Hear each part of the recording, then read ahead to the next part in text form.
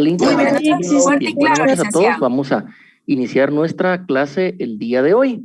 No sin antes hacer un sumario de lo que platicamos en la clase anterior. En la clase anterior ustedes recordarán que hicimos una revisión del programa de estudio, es decir, el pensum de estudios de lo que abarcará nuestra materia de Derecho Procesal Administrativo. Mismo en la clase anterior vimos algunas definiciones de lo que es el derecho procesal administrativo y asimismo algunas diferencias que tiene con el procedimiento administrativo, que siempre es lo primero a tratar en una conferencia. Vamos a mostrar la presentación anterior, aún no la hemos subido al portal, pero ya la vamos a subir próximamente. Perdone, licenciado, la interrupción. Compañeros, por favor, colaboren en apagar sus micrófonos, están interfiriendo. Perdone usted, licenciado, gracias. Gracias, muy amable ahí por el recordatorio. Bien, también solo les indico, compañeros, que si alguien tiene alguna duda o alguna pregunta, ahí sí libremente puede encender su micrófono y formular cualquier pregunta, es bienvenida. Nadie se vaya a sentir mal ahí de tener alguna pregunta, la puede formular, que ese es nuestro trabajo como docentes, poder responder con toda la paciencia, prudencia y respeto debido cualquier interrogante, duda o pregunta que ustedes tienen. Entonces, hecho ese recordatorio, en la clase anterior formulamos una pregunta. En este caso, ¿qué es el derecho procesal administrativo y qué áreas de estudio comprende esta materia? Y dimos una definición, en este caso la definición del doctor Hugo Calderón, quien nos indica que el derecho procesal administrativo es la rama de las ciencias jurídicas que estudia los principios y las normas que regulan los procesos judiciales de jurisdicción privativa y procesos en materia administrativa, es decir, la vía judicial. El proceso de lo contencioso administrativo, el proceso económico coactivo y el juicio de cuentas. También estudia la actitud de las partes dentro del proceso judicial. Dijimos que esta es una definición de las muchas que tienen diversos autores, tanto guatemaltecos como extranjeros, y nuestro programa de estudio tiene una gran cantidad de libros, una bibliografía, la cual es idónea. Cualquiera de esos libros es bueno, ustedes los pueden leer para poder adquirir también nuevos conocimientos y complementar lo que platiquemos acá en clase.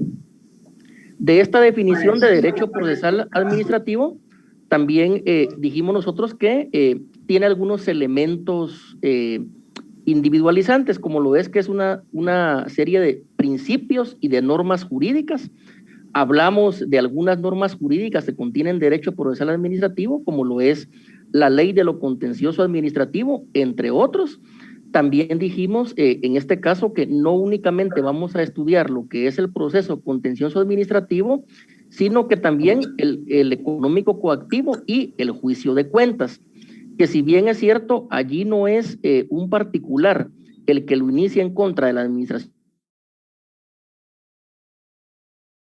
estudia en esta área del derecho, que es el derecho procesal administrativo. Y también dijimos que también hay actitudes de las partes que se deben de estudiar dentro de este proceso judicial.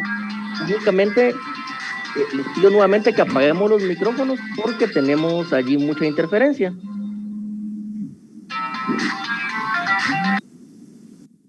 Bien, acá ya los desactivamos. Entonces, únicamente vuelvo a reiterar dos recordatorios. Número 1, todos apaguen el micrófono, por favor. Y número 2, si alguien tiene alguna duda o alguna pregunta, siéntase en la libertad de poder formular cualquier pregunta o duda, son bienvenidas y vamos acá a responder a cada interrogante que ustedes tienen. Bien, entonces vamos a iniciar con el tema del día de hoy.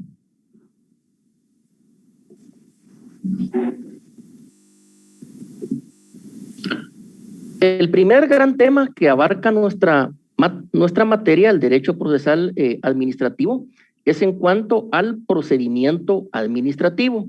Ya anoche indicábamos en cuanto a una diferencia que hay entre lo que es el proceso administrativo y el procedimiento administrativo. Es muy importante captar la diferencia entre ambas instituciones jurídicas. El día de hoy vamos a recordar nuevamente esa diferencia entre lo que es proceso administrativo y lo que es el procedimiento administrativo. Reitero, es el primer punto que tiene nuestro programa de estudios actualmente.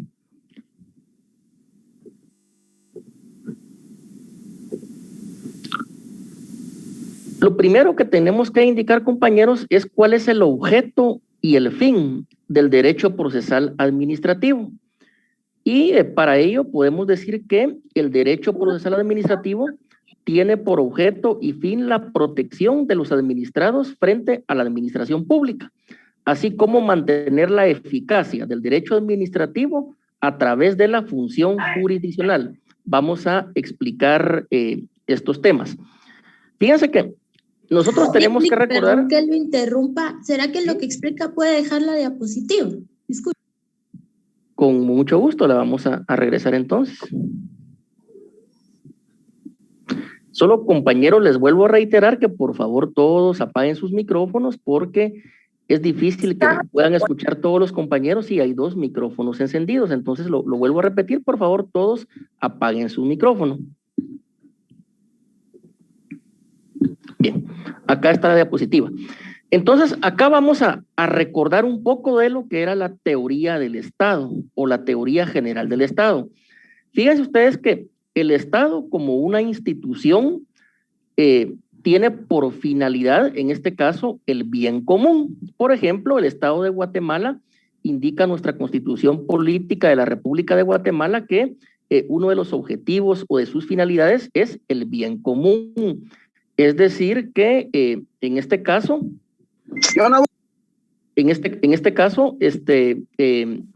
el bien común tiene que ver con todas aquellas condiciones que hacen posible que el ser humano se pueda desarrollar libremente. Por ejemplo, una de las funciones para que el Estado cumpla con esta finalidad es que haya seguridad y justicia. Si un Estado no tiene un poder judicial independiente, un poder judicial imparcial, lo que va a imperar va a ser la anarquía. Volveríamos a la época de los linchamientos, volveríamos a la edad de piedra y cada quien haría justicia por su propia mano. O, por ejemplo, lo que ahí sucedería es la ley del más fuerte. En este caso sería un Estado de fuerza y no un Estado de derecho. Entonces, la finalidad del Estado es el bien común, que exista justicia, que exista seguridad. Modernamente, también los Estados han ido adquiriendo otras funciones subsidiarias. Por ejemplo, la salud y la educación es una función subsidiaria del Estado. De tal cuenta que cuando alguien necesite tratamiento médico o cuando alguien necesite acceder a la educación, la pobreza o la extrema pobreza no sean una limitante a dicha situación, sino que el Estado de educación pública de calidad, que el Estado también de salud pública de calidad. Por ejemplo, la Universidad de San Carlos es un ejemplo que el Estado tiene como objetivo brindar educación pública de calidad. Nótese también que muchos de los problemas que lamentablemente agobian a nuestra sociedad, nótese que muchos de los flagelos que actualmente azotan a nuestra sociedad es porque el Estado no brinda servicios públicos de calidad. Cuando no se brinda educación pública de calidad, ¿qué es lo que sucede? Bueno, hay una serie de problemas de desempleo, de ignorancia, surgen las pandillas, las maras, es decir, tanto problema que lamentablemente azota a nuestra sociedad. Cuando no existe salud pública de calidad, bueno, las consecuencias son hambruna, son enfermedades, epidemias, etcétera. Entonces, muchos de los problemas es porque el Estado no brinda servicios públicos de calidad. El derecho administrativo, una de sus áreas de regulación son los servicios públicos y también podemos ver cómo a raíz que el Estado no cumple con lo que indica la Constitución Política de la República de Guatemala o cumple parcialmente, por ello es que los servicios públicos no se le brindan a la población de calidad. Otro ejemplo también muy sencillo que podemos mencionar, pero no por ello menos importante, es el Código Municipal. Fíjense ustedes que el Código Municipal no indica expresamente, por ejemplo, que una población tenga derecho al agua potable o que hable del agua potable en términos generales. El Código Municipal es más directo porque indica que una municipalidad tiene la obligación de brindar un servicio de agua potable clorada. Es decir, si en una aldea, si en una colonia, en un municipio o hasta en un condominio no hay agua potable o no hay agua purificada o agua clorada, esto es un defecto que indica que las municipalidades no están cumpliendo con lo que establece el Código Municipal y menos con lo que se indica en la Constitución Política de la República de Guatemala. Pero ¿por qué digo esto? Porque vean, acá está.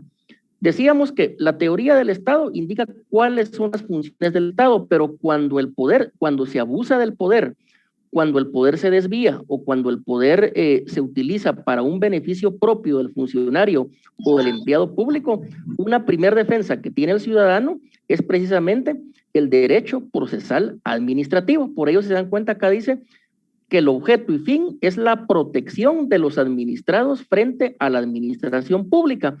Porque cuando la administración pública, llámese municipalidades, ministerios, secretarías de Estado, gobernaciones, etcétera, están abusando del poder, están ejecutando actos ilegales, están emanando resoluciones ilegales, la primera defensa que tiene el ciudadano es el derecho procesal administrativo. Entonces, en primer lugar, al derecho procesal administrativo, podemos en este caso, etiquetarle un objeto o un fin que es la protección de los administrados frente a la administración pública.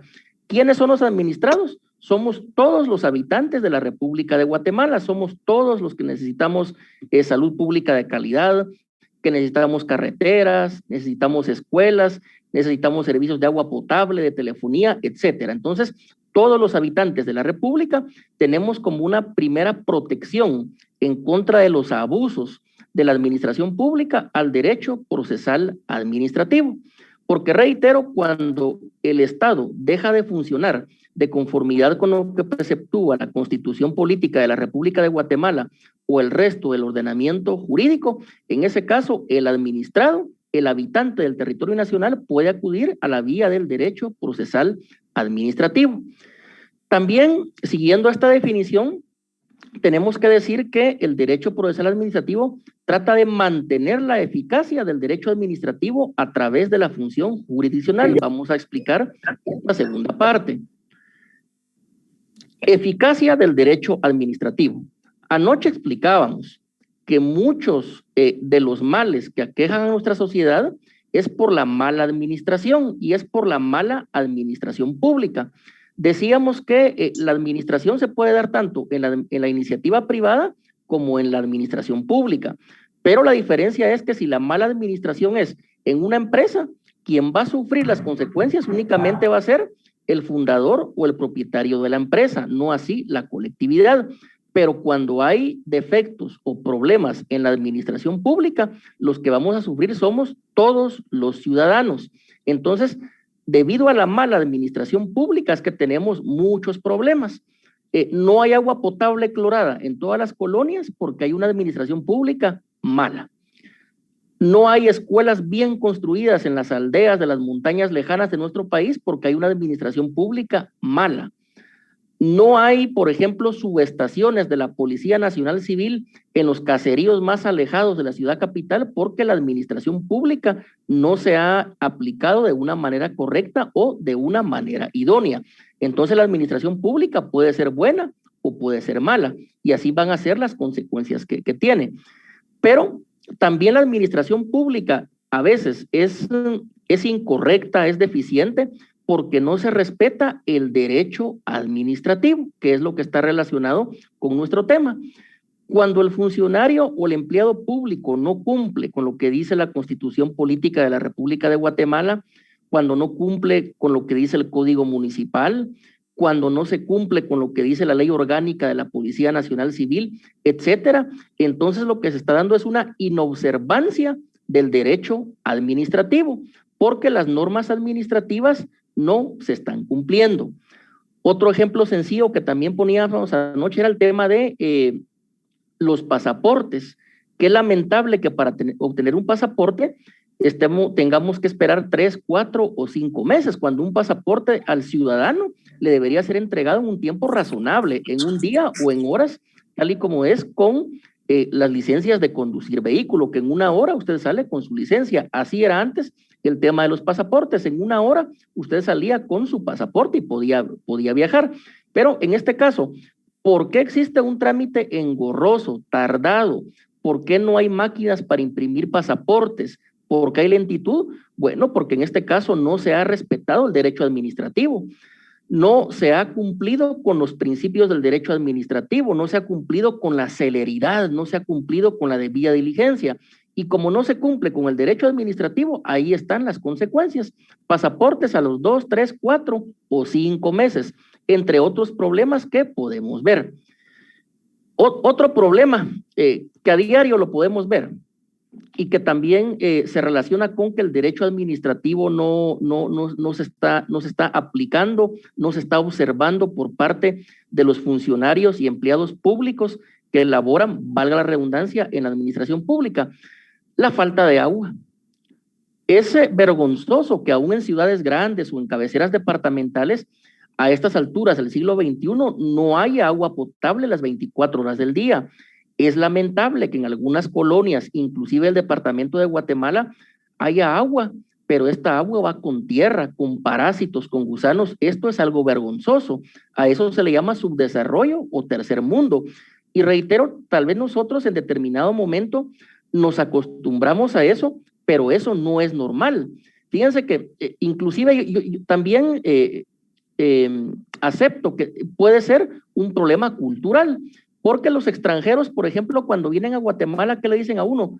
Tan bonita que es Guatemala, los volcanes, el lago de Atitlán, Antigua Guatemala, etcétera.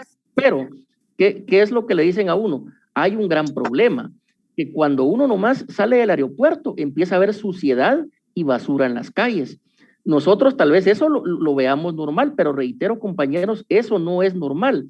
Que no haya agua potable, que haya suciedad en las calles, que haya basura, que no hayan escuelas dignas, eso no es normal. Eso en primer lugar es culpa de funcionarios y empleados públicos que a lo mejor han robado fondos públicos, y en segundo lugar a que no se observan los principios propios del derecho administrativo, que es nuestro tema. Entonces reitero, cuando el funcionario público no observa, no respeta, no aplica lo que es el derecho administrativo, ¿cuál es la primera protección que tiene? Bueno, es de lo que estamos hablando, el derecho procesal administrativo. Acá está en la segunda parte, dice, así como mantener la eficacia del derecho administrativo a través de la función jurisdiccional. Vamos a poner un ejemplo. Si un ciudadano guatemalteco quiere construir un edificio, ya ha cumplido con la licencia municipal, un estudio de impacto ambiental y demás trámites burocráticos. Pero la administración pública, en este caso, por ejemplo, una municipalidad abusivamente le está ordenando la demolición de ese edificio. En este caso, ¿él qué va a hacer? Primero, recursos administrativos. Allí mismo, en la municipalidad, él va a presentar escritos, va a presentar memoriales impugnando esa resolución. Pero si ahí él no logra obtener justicia, entonces él se va a ir a la vía del proceso contencioso administrativo. Este es un ejemplo, que el derecho procesal administrativo también sirve para mantener la eficacia del derecho administrativo, porque en este caso la eficacia del derecho administrativo se ha vulnerado, se ha violado. Una municipalidad de manera abusiva quiere botar o quiere demoler un edificio que al ciudadano le ha costado. Entonces, él va a acudir a esta vía del derecho procesal administrativo, pero ya no lo va a hacer allí en la municipalidad o en una dependencia administrativa. Lo va a hacer, en este caso, ante un órgano jurisdiccional que se llama Sala de lo Contencioso Administrativo. Entonces, acá podemos ver cómo la función jurisdiccional, que es la que desarrollan o la que ejecutan concretamente los tribunales de justicia, llámese juzgados de paz, juzgados de primera instancia, salas de la Corte de Apelaciones. En este caso, la función jurisdiccional se va a tratar que mantenga la eficacia del derecho administrativo, que es el que no ha observado o con el cual no ha cumplido el ciudadano o el habitante de la República de Guatemala. Fíjense que ya hay algunas preguntas acá en lo que es el chat. Las vamos a ir respondiendo, pero reitero, si alguien tiene alguna duda o pregunta, también puede libremente abrir el micrófono y formular cualquier tipo de duda. Entonces tenemos, indica...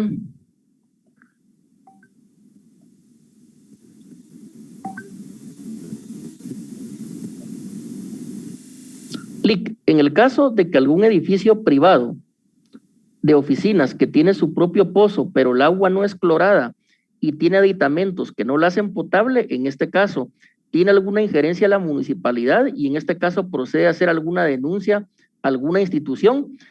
Bueno, acá lo que sucede es que más parece un problema de derecho privado, llámese de derecho civil o bien de derecho de carácter inmobiliario. Porque recordemos que las municipalidades, no por lo regular, siempre van a distribuir el agua potable por medio de la tubería municipal, etcétera. En ese caso, sí, la municipalidad era directamente encargada de surtir el fluido de agua potable clorada, valga la redundancia. En este caso, cuando es un edificio privado, cuando es propiedad privada, ahí sí hay problema, porque habría que ver si es propiedad horizontal. Cuando es propiedad horizontal, la misma escritura por medio de la cual se constituyó esa propiedad horizontal, allí tiene alguna cláusula donde indica la salida, inclusive algunos casos los deriva a lo que es un juicio sumario del ramo civil, pero reitero, en primer lugar hay que ver el contrato societario, hay que ver si hay propiedad horizontal o qué es lo que allí está sucediendo. Se podría denunciar a una persona porque aunque sea un edificio privado esté surtiendo agua potable contaminada, efectivamente se puede, hay tipos penales, un delito de contaminación, etcétera, hay varios delitos o faltas ahí en el Código Penal que se pueden aplicar, pero yo diría que este caso sí se sale un poco de nuestra área del derecho procesal administrativo, porque aquí estamos viendo al administrado en contra de la administración pública, ¿verdad? En algunos casos es al revés, porque también dijimos que nuestro curso abarca el juicio de cuentas y el económico coactivo, pero en este caso sí la pregunta del compañero tiene que ver más que todo con lo que es el derecho civil, con el derecho de carácter privado, que también da algunas vías para solucionar este problema. Indican, bueno, esta nos pregunta, dicen, lo de la basura es cuestión de la gente, el funcionario no va a tirar la basura. Sí, de dos vías. En primer lugar, es problema de una persona que individualmente tiene una cultura de suciedad, de tirar basura en la calle. Ese es un acto reprochable, pero también hay una inacción o hay una desidia por parte de la administración pública que tiene la función de tener un tren de limpieza municipal, es decir, acá la responsabilidad es de doble vía, pero también reitero, en este caso, una municipalidad que no tenga un tren de limpieza, de recolección y disposición de basura, también está incumpliendo con lo que le ordena el Código Municipal. Indican, en cuanto a los condominios, ¿quién es el encargado de verificar los servicios de agua? Depende del tipo de propiedad que se esté, en el cual se esté. Depende el tipo de propiedad en la cual habite una persona. Habría que ver si el pozo de agua potable es propiedad del condominio o bien lo maneja una empresa privada o está subcontratado o bien hay una asociación de vecinos, depende. Pero en este caso, reitero, nuestro curso es directamente sobre los servicios públicos porque estamos estudiando derecho procesal administrativo. Hay un tema que sí puede ser hasta objeto de tesis. Y es en este caso que las municipalidades, ¿verdad? A todos nos cobran el impuesto único sobre inmuebles, YUSI. Pero ¿qué sucede? Que en un condominio por lo regular el YUSI va a ser bastante elevado, pero sin embargo la municipalidad se desentiende. Dicen, no, como es privado ahí no, yo no asfalto, no hay plan de bacheo, menos me meto con el agua potable. Si quieren, piden la intervención y que el consejo les resuelva su solicitud, pero este sí es un punto muy interesante, ese abandono que hay por parte de las municipalidades hacia algunos condominios o áreas, entre comillas, privadas, que sí requieren que la municipalidad pueda involucrarse en lo que es la prestación de servicios públicos, sobre todo cuando es a solicitud de la misma comunidad. Indica la siguiente pregunta, disculpe, solo si puede repetir el ejemplo en que entra el proceso contencioso administrativo. Con mucho gusto. Cuando se se ha construido un edificio, ese era el ejemplo, y en este caso una municipalidad está ordenando demolerlo o botarlo, es decir, le ordena al ciudadano que pierda toda su inversión. En este caso, si se agotan todos los recursos administrativos, eventualmente el dueño del inmueble con una buena asesoría, con un abogado experto en derecho procesal administrativo, podría iniciar inclusive un proceso contencioso administrativo. Acá en este caso vemos cómo entra en funcionamiento lo que es el derecho procesal administrativo por medio del juicio contencioso administrativo. El proceso contencioso administrativo, compañeros, es el proceso por excelencia objeto de estudio de nuestra materia, que es el derecho procesal administrativo. Ese era el ejemplo que poníamos. Vamos a buscar aquí más preguntas. Creo que no. Hablaban también del tema de los pasaportes. De ese ya hablamos bastante.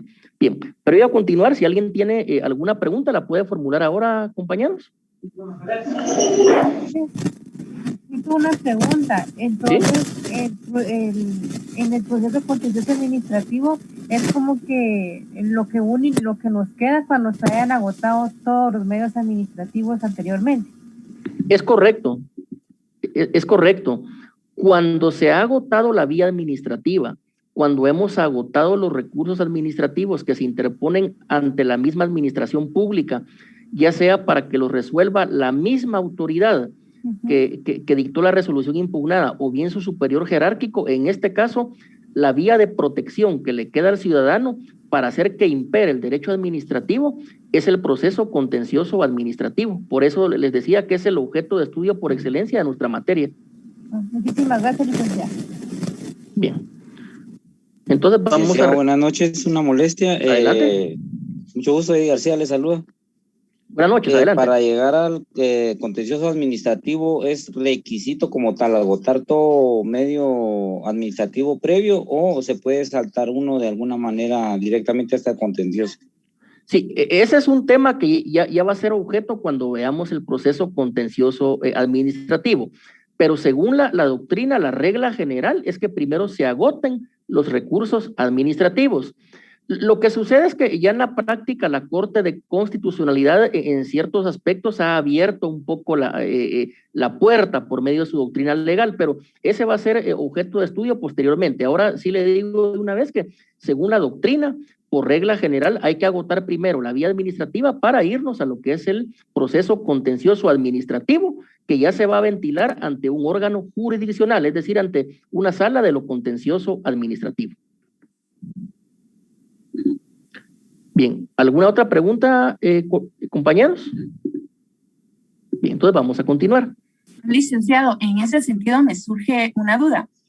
Digamos que en búsqueda de saltarse esas trabas, por decirlo de alguna manera, pero como la misma doctrina indica que deben de agotarse todos esos procesos administrativos previos, existe la posibilidad que por hacerlo después se le quede vedado el poderlo hacer de la forma adecuada, o no hay problema. Es correcto, es correcto. Esos son problemas muy técnicos que, digamos, en la práctica se suscitan, pero efectivamente, por ello es que en algunos casos la Corte de Constitucionalidad, cuando son derechos fundamentales, por ejemplo, el agua potable no está concebido por la Constitución como un derecho humano fundamental. Pero ustedes saben, compañeros, por lógica que un ser humano puede vivir sin electricidad, puede vivir sin vehículos, sin gasolina, pero sin agua potable no hay ningún pueblo que pueda vivir. Sin agua potable lo que hay primero van a ser epidemias, infecciones, pestes, etcétera, y por lo tanto el agua potable, aunque la Constitución no diga concretamente que es un derecho humano fundamental, la Corte de Constitucionalidad en estos casos ha ido abriendo la puerta porque una población sin agua simplemente lo que le espera es enfermedad y en último caso muerte. Entonces, eso es respondiendo un poquito la pregunta que usted formulaba. Bien, ¿alguna otra pregunta, compañeros, previo a continuar? Bien, vamos a continuar. Entonces, esto es un ensayo de definición del objeto y de la finalidad que tiene el derecho procesal administrativo. Entendámoslo también como una protección de los administrados, es decir, como una protección que tiene todo habitante de la República de Guatemala cuando la administración pública, por medio de un acto o una resolución administrativa, está cometiendo ilegalidades y está violando derechos fundamentales de la persona humana. También estamos entendiendo que el derecho procesal administrativo debe de mantener la eficacia del derecho administrativo, es decir, si un funcionario o un empleado público no quiere, no puede o no sabe observar los principios, las reglas del derecho administrativo, se le puede obligar por la fuerza, pero en este caso es la fuerza de la función jurisdiccional. Un órgano jurisdiccional, una sala del Tribunal de lo Contencioso Administrativo lo puede obligar a la fuerza que cumpla con sus obligaciones, que cumpla con los principios propios del derecho administrativo. Entonces, eso en cuanto a nuestro ensayo de definición, que el derecho procesal administrativo, reitero, es una protección y que también sirve para mantener la eficacia del derecho administrativo. Es decir, si la administración pública no quiere, entonces a la fuerza un órgano jurisdiccional puede hacer que cumpla con sus funciones. Esta fuerza, obviamente, no vayan a pensar ustedes que es la fuerza de las armas, o sea, una fuerza violenta, no, es la fuerza del derecho, la fuerza de las leyes, y por medio de un proceso contencioso administrativo, ahí se le puede obligar a la administración pública que cumpla con sus obligaciones. También acá estamos hablando, compañeros, que este tema de esta diferencia entre lo que es el proceso y el procedimiento administrativo, los cuales son objeto de estudio de la materia de derecho procesal administrativo, tiene una dinámica. Es decir, esta dinámica es ciertas fases, cierto movimiento que se va viendo ahí en la práctica administrativa o bien tribunalicia todos los días.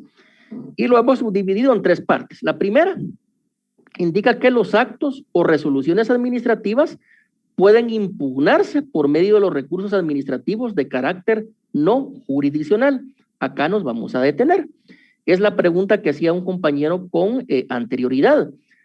Si la administración pública, entiéndase la municipalidad, la Dirección Departamental de Educación, llámese, por ejemplo, una gobernación, llámese Dirección General de la Policía Nacional Civil, me está perjudicando con un acto o con una resolución arbitraria o ilegal, ¿qué puedo hacer yo ciudadano? ¿Qué puedo hacer yo habitante de la República de Guatemala? Bueno, ese acto o esa resolución administrativa yo la puedo impugnar, es decir, yo me puedo oponer a ella porque me está causando un agravio. Nótese que utilizamos impugnar como sinónimo de oponerse, como sinónimo de decirle a la administración que me está a mí vulnerando un derecho y por lo tanto yo solicito que reconsidere ese acto o esa resolución dictada y que en este caso la revoque y que resuelva de conformidad a derecho. Aquí volvemos a la diapositiva, que era lo que pedía un compañero acá en el chat. Entonces, los actos o resoluciones administrativas pueden impugnarse. Es decir, el ciudadano puede oponerse. ¿Por medio de qué? Bueno, por medio de los recursos administrativos de carácter no jurisdiccional. ¿Qué significa esta última parte? Significa que los recursos se deben de interponer o presentar, pero ante una dependencia de la administración pública, no ante un juzgado, ante un tribunal o ante una sala de apelaciones. Es decir, no se presentan ante el Poder Judicial, ante el organismo judicial, sino que se van a presentar ante una autoridad administrativa. Por ejemplo, compañeros, si a mí me está perjudicando una resolución de un juzgado de asuntos municipales, bueno, yo podría pedirle al Consejo Municipal que analice o que estudie lo que el juzgado está resolviendo. Ese podría ser un ejemplo muy doctrinario. Por ejemplo, si un director departamental de educación a mí me está perjudicando, por ejemplo, yo soy maestro en una escuela del área rural, y resulta que este director departamental me está trasladando, pero me está trasladando de manera arbitraria.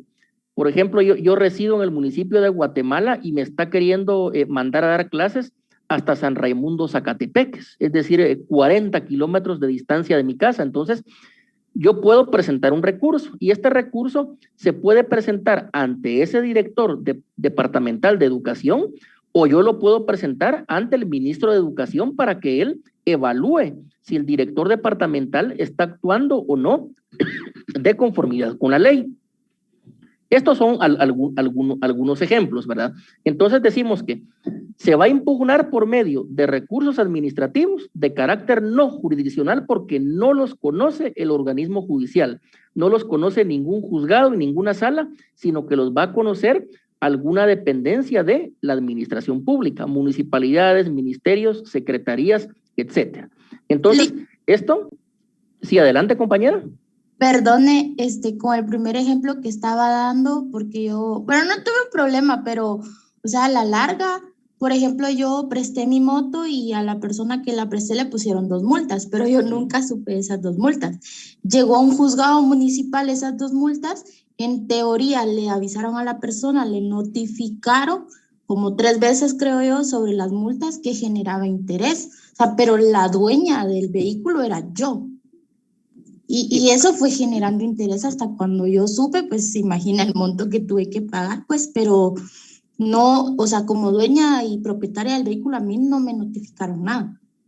Sí, lo que sucede es que el problema acá que nos planteaba la compañera Catherine, creo que es el nombre, sí, esto es propio de una rama del derecho que se llama derecho administrativo sancionador, que en este caso la característica que tiene es que puede sancionar a un ciudadano con una multa o remisión o como le llamen en la práctica. En este caso lo que habría que hacer es ir ante el juez de asuntos municipales y demostrarle en este caso que usted no iba manejando la moto, sino que era otra persona y que en ese caso la remisión o la multa le es atribuible a esa persona que iba conduciendo el vehículo. Pero para el ejemplo que estamos hablando hoy, el juez de asuntos municipales, él es una autoridad administrativa. Entonces, dependiendo lo que diga nuestro código municipal, ahorita no estamos aún en cuestiones técnicas del código municipal, solo son ejemplos para que ustedes entiendan por qué hay algunos medios de impugnación no jurisdiccionales y otros que sí son jurisdiccionales. Entonces, lo que dicta el juez de asuntos municipales, bueno, puede ser que yo me oponga, que yo impugne nuevamente ante el juez de asuntos municipales o bien ante el consejo municipal.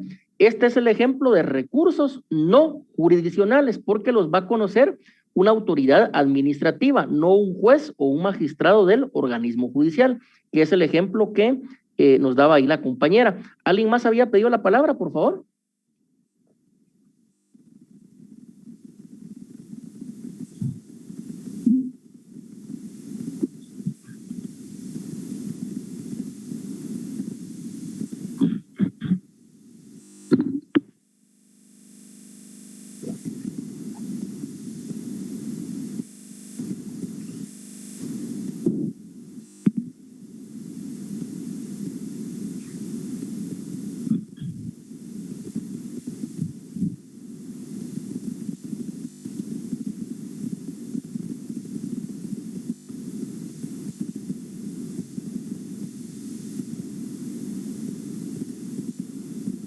Ajá. Sí, lo que sucede, compañero, es que el ejemplo que usted nos pone es una convocatoria, es decir, ahí la participación es voluntaria. Cada quien de manera voluntaria puede decir, miren, yo participo en la convocatoria y sujetarse que lo manden a donde decida la autoridad administrativa. Pero el ejemplo que yo les decía es cuando, en este caso, una dirección de educación de manera arbitraria, sin consentimiento, sin preguntarle nada a un maestro, de un día para otro lo traslada, por ejemplo, de Guatemala a San Raimundo, Zacatepeques. Aquí no hubo convocatoria, aquí no hubo consentimiento, aquí no hubo libre albedrío, aquí lo que hubo fue una decisión arbitraria, ilegal, inhumana e irracional. Por ello es que en el ejemplo que yo les ponía, el maestro puede acudir a interponer un recurso administrativo, pero es distinto al ejemplo que ponía el compañero porque ahí hubo una convocatoria. El que participa en una convocatoria sabe a lo que se está metiendo. Por ejemplo, cuando yo participé en la convocatoria para ser juez de paz, yo estaba consintiendo que así como me podían dejar en la torre de tribunales, me podían mandar a Quiché, a San Marcos, a Petén o a donde estimara la Corte Suprema de Justicia. Ahí no hay problema porque libremente yo participé en un concurso por oposición. Ahora bien, Si yo estoy trabajando en mi juzgado y resulta que el día de mañana la Corte Suprema de Justicia me dice, mire, usted ya no va a ser juez séptimo, a partir de mañana se nos va a Cobán, Alta Verapaz, esa sería un acto arbitrario e ilegal, porque yo no me sometí a ninguna convocatoria. Entonces, ¿qué haría yo? Plantear un recurso administrativo. Es de lo que estamos hablando el día de hoy, recursos administrativos que se interponen en contra de resoluciones administrativas, y quien va a conocer va a ser la administración pública, ya sea el mismo funcionario que emitió la resolución administrativa o bien su superior jerárquico, pero en este caso, reitero, acá aún no llegamos al organismo judicial, acá no llegamos a los tribunales de justicia, sino que nos quedamos allí en la administración pública. ¿Alguna otra pregunta? Sí, sí, licenciado, muy buenas noches. Buenas noches. Aquí le habla Gabriel. Fíjese que con lo mismo del Ministerio de Educación, hace un año parece que hubo una convocatoria donde se pudo agregarse varios maestros al renglón 011. Más sin embargo, a algunos maestros se le fue detenido su, ¿cómo le dijera? Se le detuvo su nombramiento. A muchos les vino y a algunos no les vino el nombramiento. En este caso entró la pandemia del COVID-19 y entonces quedó parado el nombramiento y les afectó mucho a varios maestros de que no les vino el nombramiento. Pasaron como 5, 6, 7 veces que no les venía el nombramiento. Me imagino que a esos maestros les tuvo que afectar bastante el sueldo, porque al parar, si no venía el nombramiento, se les detuvo el sueldo. Entonces, en este caso, ¿qué se podría hacer? Sí, vea, compañero, es que la pregunta acá es bastante compleja, porque no me dejarán mentir los que son maestros. Los maestros en su pensum de estudios ahora tienen un curso de derecho, pero es derecho aplicado a la educación pública. Yo tuve la oportunidad de ver una compilación de leyes que tienen que ver con el Magisterio Nacional, y créanme, compañeros, que esa compilación de leyes parecía una enciclopedia. Yo lo que le dije al compañero maestro, le dije, mire, compañero, si a mí me hubieran preguntado toda esa compilación de leyes en materia educativa cuando me sometí a examen privado, no lo gano, porque es una serie de leyes, acuerdos, reglamentos, circulares, y cada año van cambiando. Recordemos que los maestros, ya cuando están 011, tienen un escalafón, pero hay varias formas de contratación, lamentablemente, porque también eso, compañeros, hay que decirlo, eso no es normal. Eso que haya 011, 022, 029, eso no es normal.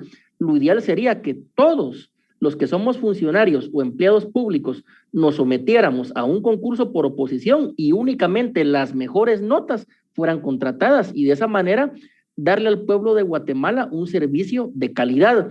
Porque voy a poner un ejemplo tal vez un poco cruel, pero imagínense, compañeros, ¿a quién le gustaría llegar a un hospital público y que lo atienda un médico que ganó los cursos en escuela de vacaciones? ¿A qué sindicado le gustaría que al momento de estar detenido lo atienda un abogado del Instituto de la Defensa Pública Penal que a duras penas sacó los cursos en escuela de vacaciones? Suena duro, pero es que eso, digamos, lo ideal sería que sean los mejores los que laboren en la administración pública. Regresando al ejemplo del compañero, eso da para aplicar leyes, reglamentos, acuerdos, revisar esa compilación de normativa jurídica en materia educativa. Pero recordemos que ahí también la pandemia vino a agravar un montón de situaciones, y lamentablemente por la pandemia también se cometen graves injusticias. En este caso, lo que habría que buscar es si aún hay tiempo, si aún hay plazo para poder interponer un recurso administrativo o no. Eventualmente se podrían ir hasta el amparo, pero recordemos que esto va prescribiendo. Entonces, ese sería el ejemplo. Reitero, habría que revisar toda esa normativa de carácter educativo. ¿Alguien más pidió la palabra, compañeros? Sí, licenciado, buenas noches.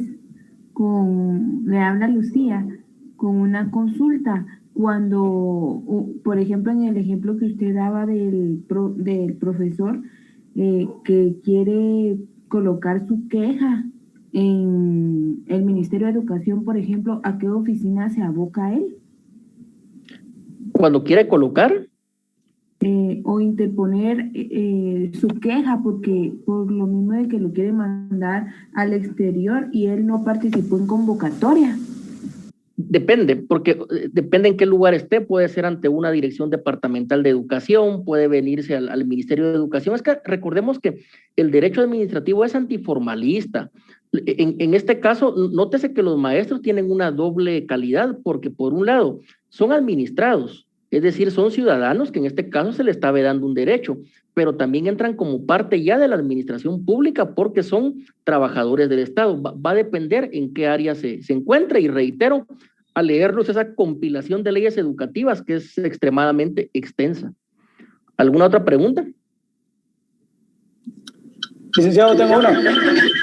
Adelante. Un claro ejemplo del proceso administrativo es lo que le pasó a un amigo que hace poco él firmó contrato, hizo capacitaciones para receptor pagador de una entidad bancaria.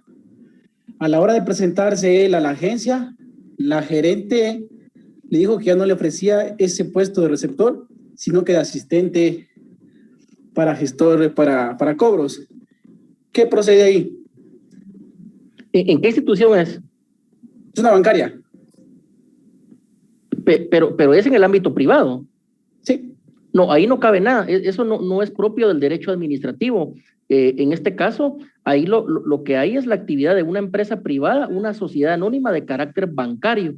En ese orden de ideas, ahí el derecho procesal administrativo no tiene nada que ver, porque estamos indicando que el derecho procesal administrativo tiene que ver con la administración pública, y en este caso del administrado en contra de la administración pública o viceversa. Ese es un problema de una institución privada, la cual tiene su propia normativa. Y el derecho laboral en este caso podría aplicar, pero para alguien que ya tiene la calidad de trabajador ya contratado. Bien, vamos a ver acá en el chat porque hay más preguntas. Indica executio del Poder Jurisdiccional, Braulio Gabriel. Efectivamente, esta executio del Poder Judicial, vamos a regresar a la diapositiva, compañeros. Está acá, vean. Vamos a regresar. Acá, donde dice, así como mantener la eficacia del derecho administrativo a través de la función jurisdiccional. Esa función jurisdiccional tiene varios poderes, ¿verdad? La notio vocatio, una es la executio, que significa ejecutar una orden que un juzgado está dando. Si un juzgado, en este caso podría ser una sala del Tribunal de lo Contencioso Administrativo, le ordena a una municipalidad que deje de fastidiar a un ciudadano o que deje de intentar demoler un edificio, en este caso, si la municipalidad o el alcalde no quiere, el juez tiene la facultad y el deber de mandar a la Policía Nacional Civil o al Ejército de Guatemala a hacer por la fuerza que cumplan una resolución judicial. A eso se le llama executio, es decir, ejecutar una orden o la resolución de un juez. Indica más adelante. Suena bien, pero eso de que se quejan por... Bueno, entiendo, pero esta no es una pregunta, es un comentario. Y vean, no lo quise decir de una manera abusiva o hiriente, ¿verdad? Porque acá tocaban el tema del examen de admisión. Lo que pasa es que, reitero, compañeros, según toda la doctrina, según los tratadistas, para poder uno desempeñar labores públicas, uno debe de someterse a un proceso de oposición y que sean las mejores notas las que participen. Y esta es una autocrítica para todos, para policías, para maestros, para jueces, para magistrados. El otro día, por ejemplo, hablando de jueces y haciendo una autocrítica, ya les contaba ayer que tengo el gran honor de ser juez. En Costa Rica, fíjense, compañeros, que los jueces del ramo penal, por lo menos, no todos, pero la mayoría, hablan otros dos idiomas distintos al español. Por lo regular hablan alemán y francés o inglés. Imagínense ustedes un juez del ramo penal que hable alemán, es una eminencia, porque el derecho penal, su lenguaje es el alemán. En Alemania de ahí surge el mejor derecho penal, ¿verdad? Es como para un médico el idioma es el inglés, porque de Estados Unidos de allí viene la mejor medicina. Entonces, reitero, eso únicamente es una autocrítica que todo funcionario o empleado público que labore en la administración pública debe de laborar con excelencia. Y tenemos aquí más preguntas. Indican, si es trabajador de PDH y cambian los perfiles de trabajo y obligan a los empleados a cambiar y firmar nuevos nombramientos y cambio de puestos, ¿qué procedería? derecho laboral, irse a un juzgado de trabajo y de previsión social, porque acá lo que puede estar en juego son derechos laborales, es decir, de trabajadores. Indica también, disculpe, los contratos que ya estaban firmados y despidieron a las personas por la pandemia. También esto puede ser materia, pero del derecho del trabajo, del derecho laboral, no del derecho administrativo, del derecho procesal administrativo. Bien, vamos a continuar porque el tiempo va avanzando. Entonces creo que ya ha quedado claro en este caso que la dinámica tiene un primer momento, que los actos o resoluciones administrativas cuando son abusivas, ilegales, cuando se violan derechos fundamentales, en este caso, el ciudadano, el administrado los puede impugnar, es decir, se puede oponer por medio de recursos administrativos de carácter no jurisdiccional. Aquí aún no llegamos a juzgados. La segunda fase de esta dinámica que venimos hablando es que estos recursos administrativos son del conocimiento de la propia autoridad que emitió el acto o la resolución en cuestión, o en su caso de su superior jerárquico. Un par de ejemplos prácticos. Si el alcalde municipal a mí me resolvió en contra, a mí me está negando lo que yo estoy solicitando, ¿ante quién podría yo impugnar? Bueno, ante el Consejo Municipal, para que el Consejo en pleno conozca y confirme, modifique o revoque lo que resolvió el señor alcalde municipal. Si un director departamental de educación estimo que está cometiendo un acto o está dictando una resolución ilegal, arbitraria, que se encuentra fuera de los cánones del derecho administrativo, ¿yo qué puedo hacer? Bueno, a lo mejor yo puedo presentar un recurso administrativo ante el ministro de Educación. Si el señor gobernador está cometiendo un acto o está dictando una resolución ilegal, ¿yo qué puedo hacer? Bueno, interponer un recurso ante su persona o bien ante lo que es el presidente de la República de Guatemala. ¿Por qué les puse estos ejemplos? Porque es esta fase B de esta dinámica, que ese recurso administrativo lo puede conocer, es decir, lo puede resolver el propio funcionario o empleado público, en este caso la autoridad, que en este caso dictó esa resolución, o bien lo puede conocer su superior jerárquico. Nótese también, compañeros, que en este curso, cuando nos refiramos nosotros a autoridad, ¿verdad? ¿Qué es lo que tenemos acá? Autoridad, entendamos funcionario y empleado público. Toda aquella persona que es parte de la administración pública, que por lo regular van a ser funcionarios públicos, porque recordemos que un funcionario es el que detenta el poder, el que ejerce dirección o liderazgo, y que en este caso va a ser el que puede dictar resoluciones ilegales o arbitrarias, o bien ejecutar actos administrativos ilegales, el funcionario público. Porque, por ejemplo, va a ser bien difícil, compañeros, que un agente de Policía Nacional Civil, que tiene como superior jerárquico a un subinspector, a un inspector, a un oficial tercero, un oficial segundo, un oficial primero, va a ser bien difícil que él por sí mismo ejecute un acto administrativo ilegal o dicte una resolución administrativa ilegal. ¿Quién sí puede, en este caso, ejecutar ese acto o dictar esa resolución? A lo mejor el jefe de una comisaría, es decir, un comisario de la Policía Nacional Civil, o a lo mejor puede ser un subdirector de la Policía Nacional Civil, o en última instancia, el director de la Policía Nacional Civil. Recordemos que según la ley orgánica de la Policía Nacional Civil, esto tiene rangos, es una jerarquía. Entonces, en este caso van a ser funcionarios los que detentan poder, por lo regular quienes van a dictar resoluciones ilegales o van a ejecutar actos arbitrarios, y por lo tanto, en contra de quienes se va a interponer un recurso administrativo, ya sea para que lo conozca la propia autoridad o para que lo conozca su superior jerárquico. Acá nos vamos a detener para poner un ejemplo. Solo acá en el chat alguien pone autoridad es igual funcionario público. ¿Cuál es el otro sinónimo en derecho administrativo? Es lo que decíamos, que en la doctrina y también en la ley, cuando se usa el término autoridad, tenemos que entender un funcionario o un empleado público. Por lo regular en la práctica va a ser un funcionario público, porque es el que tiene poder de toma de decisiones, es el que puede dar órdenes. Entonces, pero es sinónimo autoridad a funcionario o a empleado público. También esta pregunta la formulan mucho en derecho penal, porque recordemos que hay algunos tipos penales que pueden ser cometidos por funcionario o empleado público, pero algunos delitos dice autoridad. Entonces ya la doctrina y también la Corte de Constitucionalidad se ha encargado de ir resolviendo esos asuntos. Bien, vamos a continuar entonces. Listo, disculpe.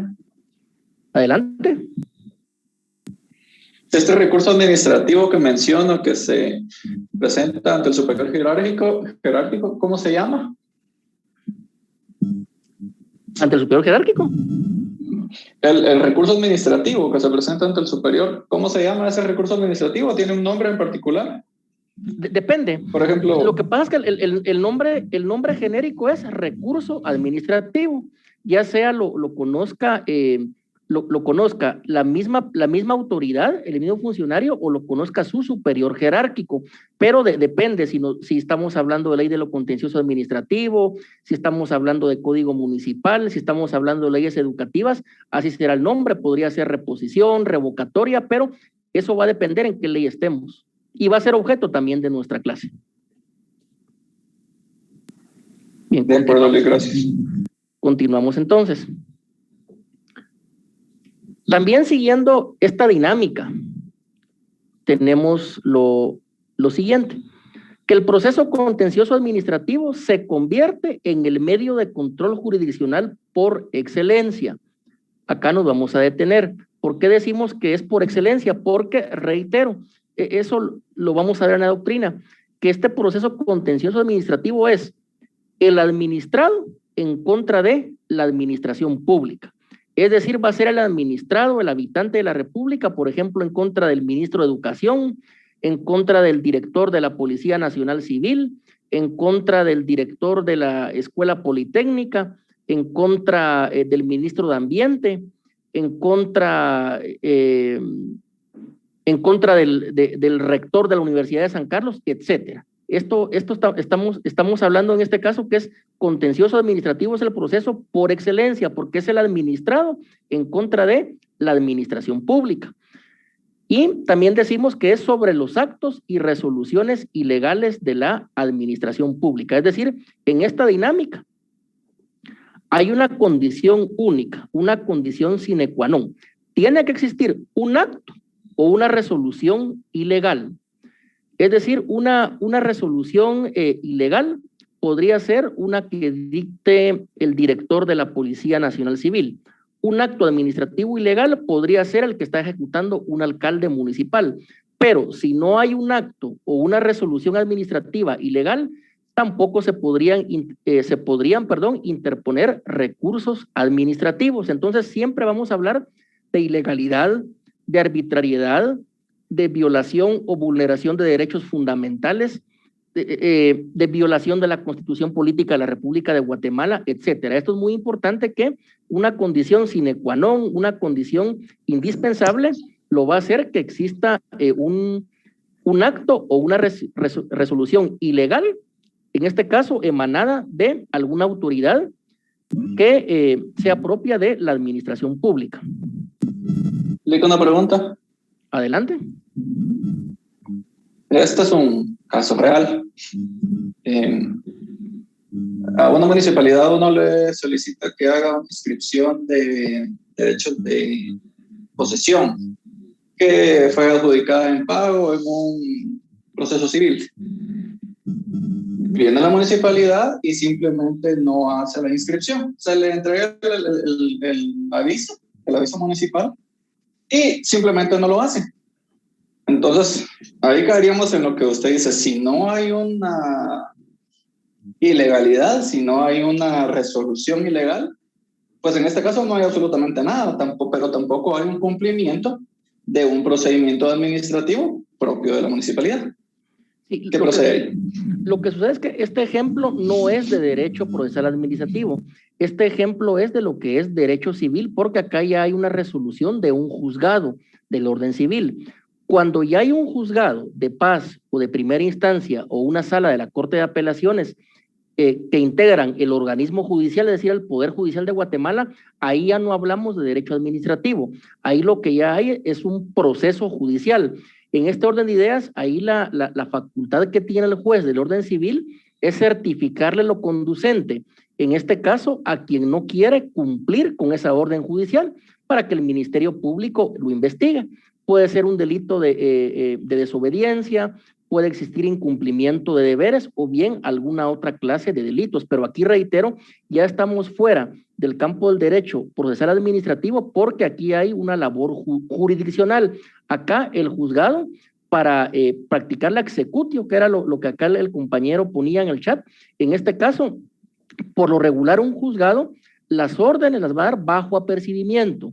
Se dice que el juzgado de instancia civil resolvió ordenarle al registrador que ejecute tal acto bajo apercibimiento, que si no cumple se le va a certificar lo conducente por el delito de desobediencia o bien otros delitos que pudieran estar cometiendo. Y automáticamente cuando un funcionario público, cuando alguna autoridad de la administración pública se le está dando un apercibimiento que se le va a certificar lo conducente, inmediatamente cumple con la orden, ¿verdad? Porque ahí sí se sabe que o cumple o lo contrario podría ser la cárcel o por lo menos una pena de multa. ¿Alguien más pidió la palabra? ¿No? Bien, entonces, ¿sí?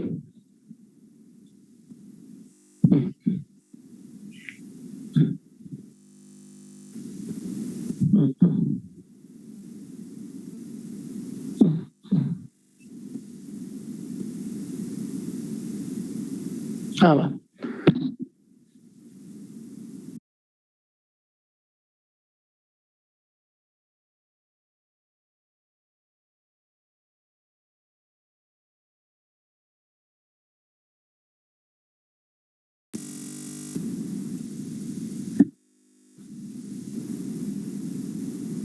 Sí, solo únicamente una aclaración, compañeros.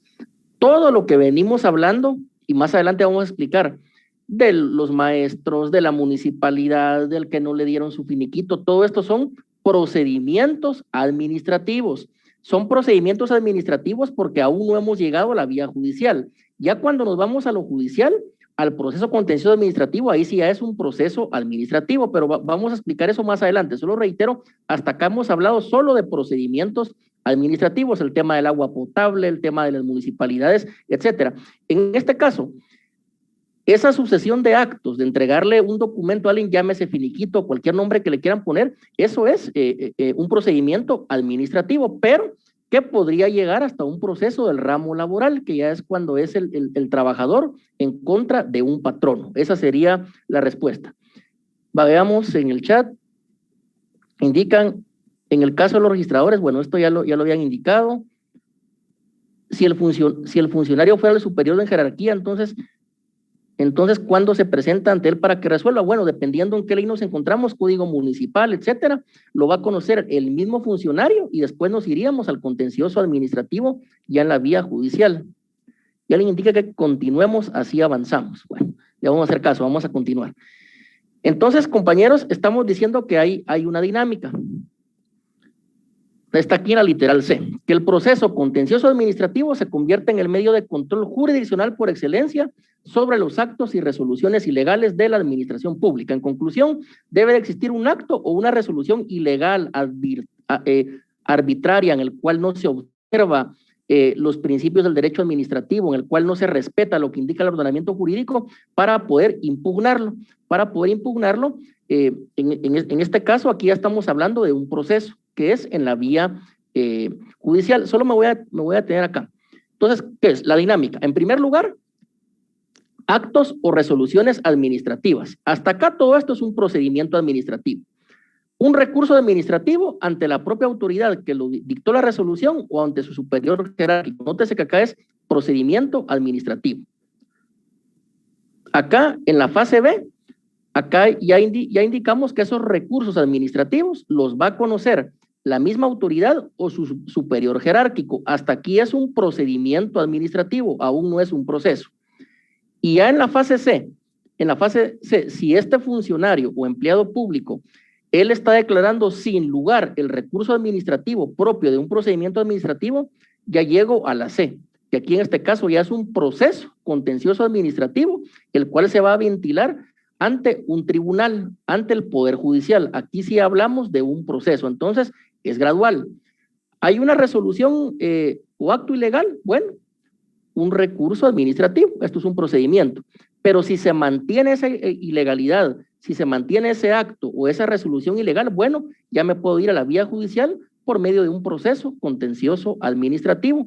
Esta es la dinámica, por eso les explicaba que todo lo que hemos hablado hoy de municipalidades, de escuelas, de maestros, todo eso es procedimiento administrativo porque se va a ventilar ante la administración pública, pero ya cuando llegamos aquí a esa tercera fase, a esta fase que es el administrado en contra de la administración pública por medio de un proceso contencioso administrativo, en este caso acá ya estamos en un proceso, acá ya estamos ante el control jurisdiccional, es decir, si la autoridad de la administración pública no quiere, no puede o no sabe cumplir con el derecho administrativo, a la fuerza, aquí el Poder Judicial va a dictar una sentencia por medio de la cual lo puede obligar a que actúe de conformidad a derecho. Entonces, compañeros, lo que dimos con anterioridad era una introducción. Acá el primer punto que ustedes van a ver tanto en los programas de estudio como en los libros de Derecho Procesal Administrativo es esta diferencia entre el proceso y el procedimiento administrativo, la cual ya a grosso modo ya la fuimos explicando, incluso ustedes pusieron algunos ejemplos. Pero el primer tema a tratar es el proceso, pero tratar el proceso de manera amplia. ¿Qué es el proceso? Bueno, en todas las ramas del quehacer humano y de la vida hay procesos. Por ejemplo, los médicos y cirujanos tienen un proceso. Cuando nos fuimos a vacunar en contra del COVID, hubo un proceso. Primero nos tomaron datos, después pasamos a que nos evaluaran, nos hicieron un cuestionario, firmamos un consentimiento. ¿Y cómo terminó el proceso? Nos vacunaron. Bueno, no terminó ahí, terminó uno en una sala de espera para ver que no tuviera alguna reacción adversa. Ese es un proceso médico, un proceso clínico. También en otras ramas hay procesos, en la ingeniería hay procesos. Si usted quiere construir un puente, bueno, primero hay que hacer un estudio de topografía, después movimiento de tierras, y ya después vamos a empezar a fundir las columnas, y por último ya ponemos el puente. Ese es un proceso de ingeniería. Ahora que está de moda la informática y la computación, también eso tiene procesos. El que quiere habilitar un sitio web para darle publicidad a sus productos, a sus ventas, eso es un proceso. Tiene que comprar un dominio, después va a ir a hablar con un técnico que le pueda abrir la página, etcétera. También en la ciencia jurídica tenemos procesos, por eso estamos hablando de el proceso, pero como una idea jurídica, como una idea propia de las ciencias jurídicas y sociales, el proceso de manera amplia. Nos decían por ahí en los primeros semestres de estudio que el proceso, jurídicamente hablando, es una sucesión o una concatenación de actos o de fases, donde al final se va a dictar una sentencia. Es decir, por medio de una sentencia se le pone fin a un proceso. Entonces, acá ya estamos hablando de una definición muy preliminar de lo que es proceso, en forma amplia. Pero también resulta que en lo que es el Estado, también esto lo vimos en la teoría del Estado, el proceso de manera amplia se puede entender de un proceso administrativo, un proceso judicial y un proceso legislativo. Con anterioridad hablamos, por ejemplo, de los actos y las resoluciones, ¿verdad? Del procedimiento administrativo. Algunos dicen que este realmente es un proceso administrativo porque va a terminar con un acto administrativo. También tenemos el proceso entendido de manera judicial, es decir, yo interpongo una demanda, va a haber un proceso y termina en una sentencia. O en el ámbito penal, ¿verdad? Tenemos los actos introductorios. Denuncia, querella, prevención policial. Ahí va a empezar el proceso, después una fase preparatoria, una fase intermedia, una audiencia de ofrecimiento de pruebas y va a terminar con una sentencia, la cual puede ser de carácter absolutorio o bien de carácter condenatorio. Esto es un proceso judicial. Pero también el organismo legislativo tiene un proceso, porque recordemos nosotros que nuestra Constitución Política de la República de Guatemala da una forma en la cual se puede aprobar una ley.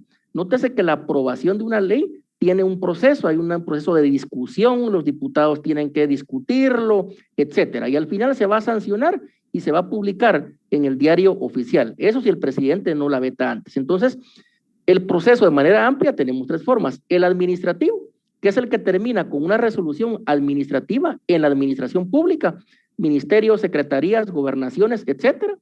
Tenemos un proceso judicial, que es el que le interesa a nuestra materia, que es el que se va a ventilar ante los juzgados y las salas de apelaciones, y en este proceso judicial, por lo regular, va a terminar con una sentencia, o bien con algún otro tipo de salida alterna, ya que la ley así lo permite.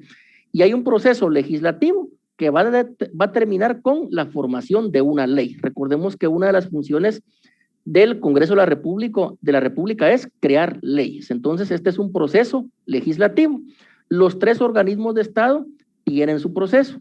El Ejecutivo tiene su proceso administrativo, el organismo judicial su proceso judicial, y el organismo legislativo, entiéndase Congreso de la República, tiene un proceso legislativo, y cada uno va a terminar de determinada manera. Pero a nosotros, para nuestra clase de Derecho Procesal Administrativo, únicamente nos va a interesar el proceso judicial. Porque, reitero, únicamente el proceso judicial es el que tiene esas características distintivas de ser un proceso. Lo administrativo, realmente lo que hay es un procedimiento administrativo. ¿Cuál es la primera diferencia entre el procedimiento administrativo y el proceso administrativo? Bueno, tenemos que decir que cuando hablamos de procedimiento administrativo, no podemos hablar de una sucesión de actos, puesto que acto solo uno, y es la finalidad del procedimiento. Es decir, cuando dicta una resolución el Consejo Municipal, cuando dicta una resolución el director general de la Policía Nacional Civil, ahí lo que hay es un solo acto, hay una sola finalidad, y en este caso hablamos de un procedimiento administrativo, no hay una concatenación o sucesión de actos o de fases. Caso contrario, en el proceso judicial, ahí sí hay actos o hay fases. Si estamos, por ejemplo, en un proceso penal, bueno, etapa preparatoria, intermedia, ofrecimiento de pruebas, debate oral y público. Si estamos en un proceso de carácter civil, en un ordinario civil, bueno, tenemos ahí la presentación de la demanda, que cumpla con los requisitos del artículo 106 del Código Procesal Penal, después la tiene que calificar el secretario del juzgado, el juez la admite a trámite, hay un periodo de prueba, etcétera, hasta que el juez del ramo civil dicta sentencia. Si estamos en la Ley de Protección Integral de la Niñez y la Adolescencia, de igual manera va a haber una audiencia preliminar, va a haber una audiencia definitiva y el juez va a dictar una sentencia. Es decir, en el proceso judicial, ahí sí hay una serie de fases o etapas. En el procedimiento administrativo realmente no. Por eso nosotros damos una definición preliminar de lo que es un acto administrativo. Y decimos que un acto administrativo es la declaración unilateral y concreta de voluntad del órgano administrativo que produce efectos jurídicos. Entonces, esta declaración unilateral y concreta de voluntad puede ser un acto administrativo ejecutado por un alcalde municipal, puede ser una resolución tomada por el director de la Policía Nacional Civil, puede ser por ejemplo, una resolución del Comité Olímpico Guatemalteco, etcétera. En este caso, eso es el acto administrativo, es unilateral, porque es una decisión de la autoridad, es una decisión de la administración pública, y se concreta la voluntad de ese órgano administrativo y obviamente va a producir efectos jurídicos, porque el primer efecto jurídico es que va a obligar al administrado a cumplir con esa resolución. Ahora bien, si el administrado estima que esa resolución es ilegal, que es arbitraria, que se está violando derechos fundamentales, en este caso puede presentar lo que es un recurso administrativo o bien después irse a la vía del proceso contencioso administrativo, que ya es un proceso judicial. Entonces, esta sería una definición de lo que es acto administrativo. El acto administrativo, ¿de quién emana? Pues únicamente puede, en este caso, emanar de la administración pública. Y recordemos que este acto administrativo es con el cual va a finalizar ese procedimiento administrativo. Un proceso judicial, en cambio, vamos a ver posteriormente que tiene otras características. También tenemos lo que es un concepto restringido de proceso, es decir, un concepto o una definición limitada. Y en este caso el proceso se va a estudiar de una manera más especializada y orientada. ¿Por qué? Porque vamos a estudiar el proceso penal, el proceso civil, el proceso administrativo, que es el que nos ocupa el día de hoy a nosotros. Vamos a ver que hay un proceso, por ejemplo, de niñez o adolescencia amenazada en sus derechos humanos, etcétera. Entonces, el proceso judicial se va a estudiar de una manera especializada y orientada, porque cada juzgado tiene una competencia distinta. Los jueces del ramo penal tenemos una competencia para aplicar la ley penal. El juez de niñez va a aplicar la ley de protección integral de la niñez y la adolescencia. El juez del ramo civil, ¿qué es lo que va a aplicar? El Código Civil, por excelencia. El juez de familia, ¿qué es lo que va a aplicar? Bueno, va a aplicar la ley de tribunales de familia, puede aplicar el Código Civil, etcétera, pero eso ya es un proceso de carácter judicial que se va a ventilar ante el organismo judicial. También decimos, compañeros, que el proceso judicial puede ser contencioso o no. Es contencioso cuando hay dos pretensiones o hay dos tesis contrapuestas, hay una tesis y una antítesis. Un proceso civil, pongamos del ejemplo un juicio de desahucio. Bueno, acá el demandante lo que quiere es que el demandado inmediatamente abandone su propiedad porque no ha pagado las rentas atrasadas. Aquí hay controversia.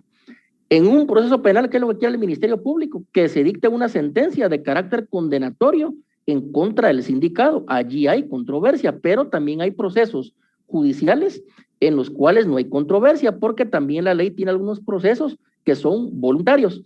Un ejemplo podría ser en el derecho de familia, el juicio de divorcio voluntario. ¿Qué es lo que sucede en la práctica? Actualmente hasta por Zoom se están llevando esas audiencias. Se le pregunta, cónyuge, señor A, ¿usted está de acuerdo en divorciarse? Sí. Señora cónyuge, ¿está de acuerdo? Sí. Bueno, inmediatamente se dicta sentencia. En este caso, se declara disuelto el vínculo legal del matrimonio. Eso es algo voluntario, pero también la ley tiene algunos otros procesos voluntarios, sobre todo aquellos que se conocen en juzgados civiles y que tienen que ver con temas de carácter, en este caso notarial. Por ejemplo, la titulación supletoria, ¿verdad? Esa, si todo marcha con normalidad, ahí lo que va a haber va a ser una parte pidiente, ¿no? Ahí no va a haber controversia, no van a haber dos demandante y demandado, sino que únicamente va a ser una parte. Entonces, por eso decimos que los procesos judiciales pueden ser con controversia o, en este caso, sin controversia, o para ser más claros, puede ser contencioso o no. Contencioso cuando hay pleito y no contencioso cuando es algo voluntario. Pleito, obviamente, lo entendemos en términos legales, aplicando lo que es el debido proceso. Pues este es el concepto restringido de proceso. El especializado, el orientado, y hacemos esa subdivisión en proceso penal, civil, laboral, de niñez o adolescencia y también proceso administrativo. Ya propiamente hablando de lo que es proceso judicial, acá ya no estamos en un procedimiento administrativo que dijimos es el que se va a ventilar ante la administración pública. Acá ya estamos hablando de un proceso ante el organismo judicial, ante un juez de paz, ante un juez de primera instancia o ante una sala de la Corte de Apelaciones o inclusive ante la Corte Suprema de Justicia. En este caso, el proceso tiene ciertas características. También estas características lo hacen distinto al procedimiento administrativo. En primer lugar, lo que tiene el proceso es un litigio o una controversia. Esto ya lo explicamos con anterioridad. Si es penal, el litigio va a ser entre el Ministerio Público y entre el sindicato. Si es un delito que sea de acción privada, ahí sí el problema va a ser entre dos personas particulares. Si estamos en un proceso civil, va a ser el problema demandante contra demandado. Esa va a ser la controversia.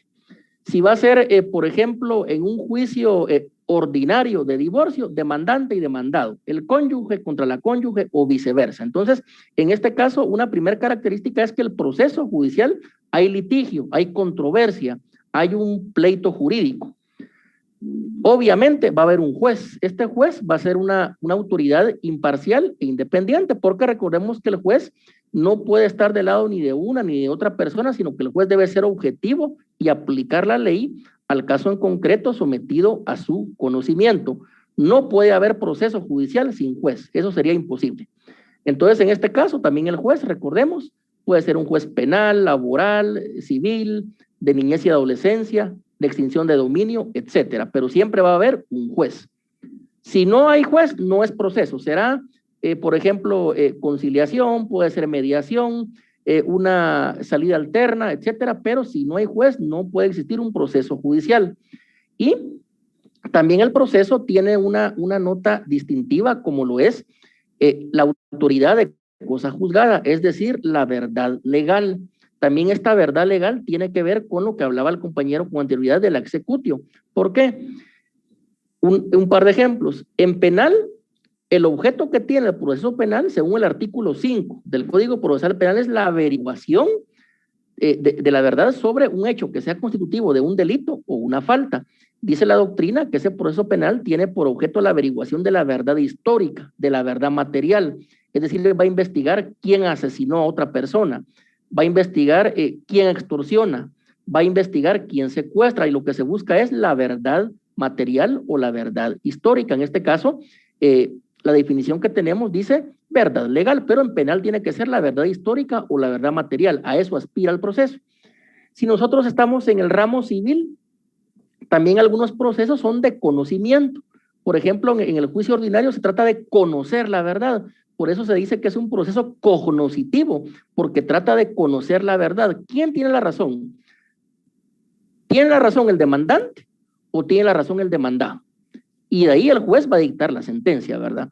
En este caso, el proceso administrativo, que es el que nosotros vamos a estudiar, recordemos que dijimos vamos a estudiar el proceso contencioso administrativo, vamos a estudiar el juicio de cuentas, vamos a estudiar el económico coactivo, etcétera. También ahí el juez tiene que ver a quién le asiste la razón.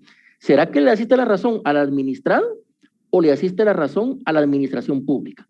Entonces, en ese orden de ideas, estamos hablando que a esto aludimos cuando decimos la verdad legal, porque es lo que se va a averiguar ahí a través de ese proceso. Van a ser las pruebas las que van a orientar al juez a dictar una sentencia en determinado sentido, sea penal, civil, familia, etcétera.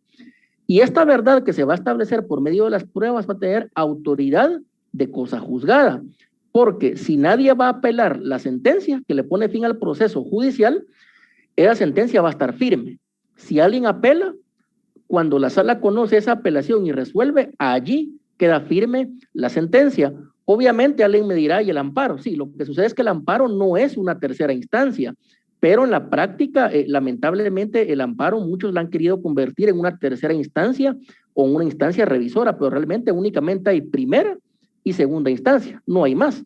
El amparo es para verificar si se violaron o no derechos fundamentales, si se violaron o no derechos humanos o garantías constitucionales, pero estamos diciendo que en este caso la autoridad de cosa juzgada se va a producir cuando la sentencia ya no es susceptible de ningún medio de impugnación. Si es en el ramo penal y pasan 10 días, ya no se puede presentar apelación especial, ahí hay autoridad de cosa juzgada y debe dársele cumplimiento a la sentencia.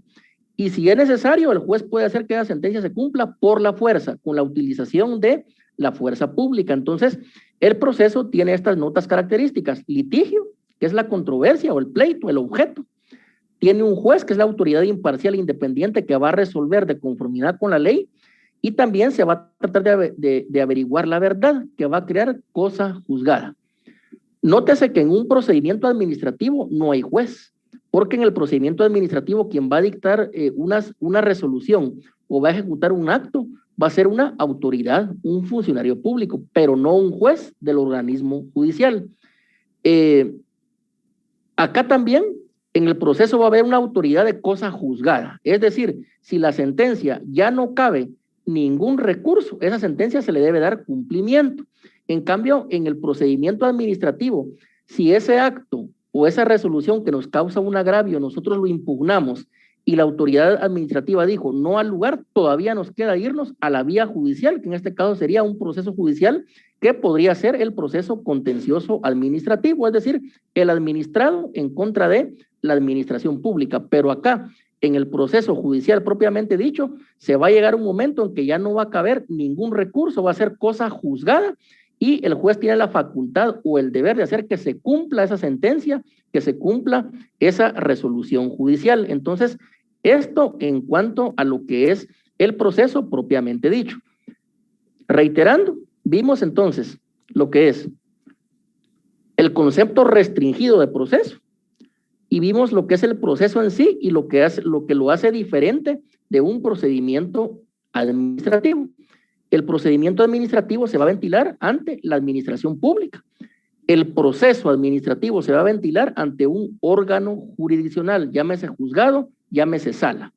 Entonces, esa sería una de las diferencias. En el proceso siempre va a haber un juez y esa sentencia en algún momento va a producir cosa juzgada y por lo tanto se va a tener que cumplir lo que el juez resuelva. Ya sea que lo tenga que cumplir el administrado o que lo tenga que cumplir la administración pública. Y si no quieren, se puede utilizar la fuerza pública, ya que es parte de esa executio, de esa cualidad que tiene en este caso un órgano jurisdiccional, sea juez o sea una sala de apelaciones o bien la Corte Suprema de Justicia. ¿Habrá alguna última pregunta para finalizar, colegas o compañeros?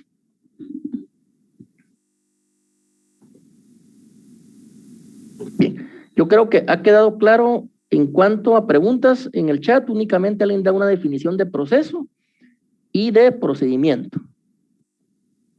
Bien, entonces compañeros, el día de hoy estamos finalizando nuestra clase. Les deseo a todos un buen descanso y que el día de mañana esté lleno de éxitos en sus actividades laborales, familiares o académicas. Gracias, Muchas gracias. Buenas noches. Gracias, Liz. Buenas noches.